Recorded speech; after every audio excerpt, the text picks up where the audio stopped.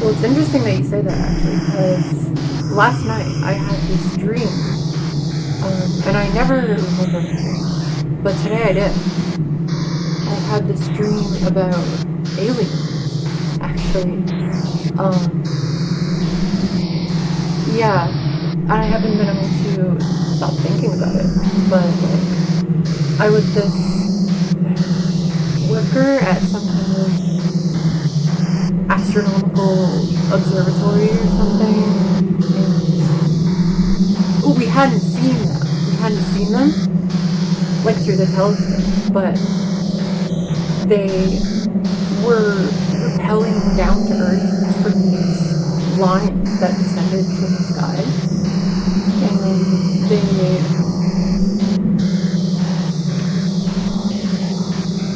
they we spoke to them, um,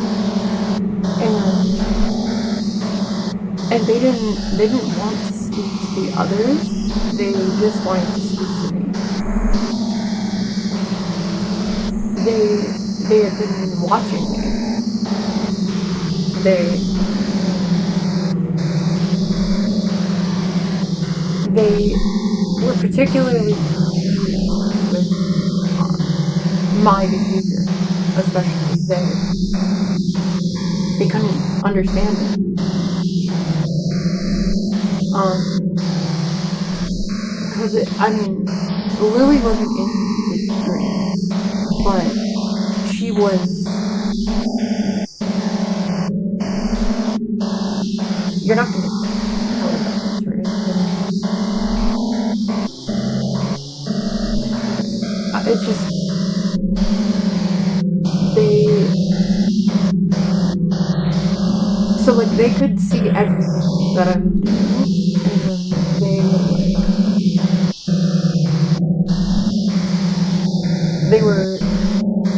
Well, they could tell that I didn't want to be there, and they could. But then they saw me continue to, you know, do everything I'm doing to her and try to help her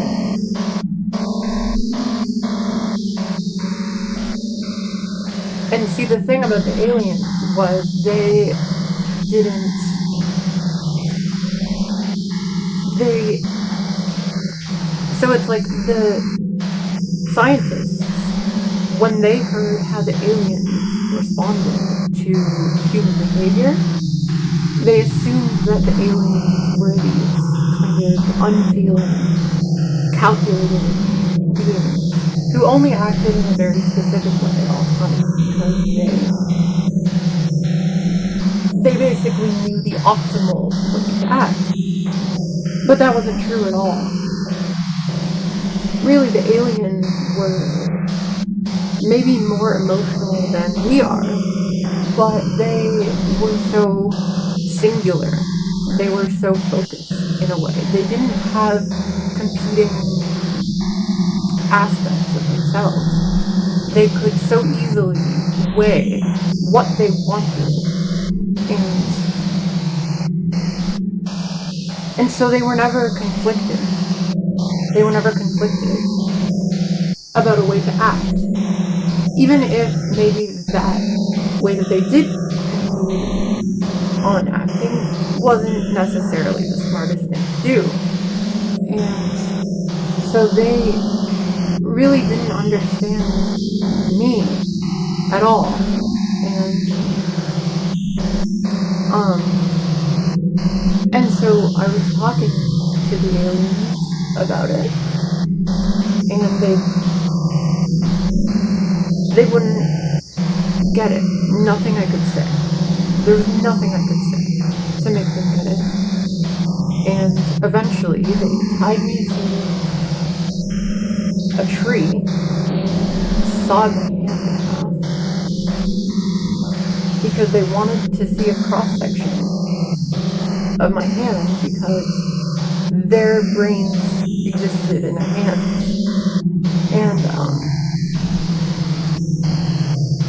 And like I could feel the pain in my hand, even though it was in a dream. But like, it wasn't the same as real pain. It was just, like, muted. It was muted pain.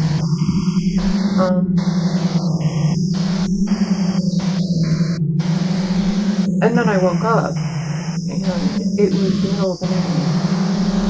And I turned on my flashlight, and I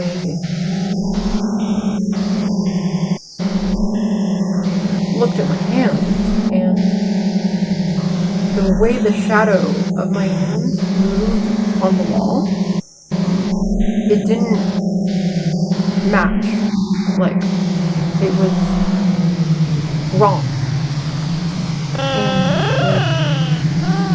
And, like, that was one of the worst things ever.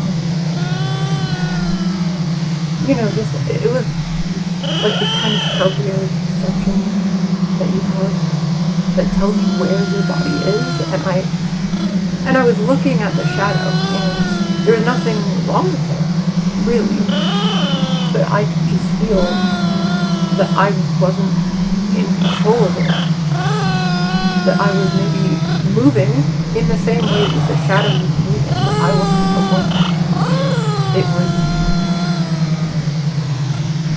It was going on its own, and it just happened to be moving in the same direction that my hand was.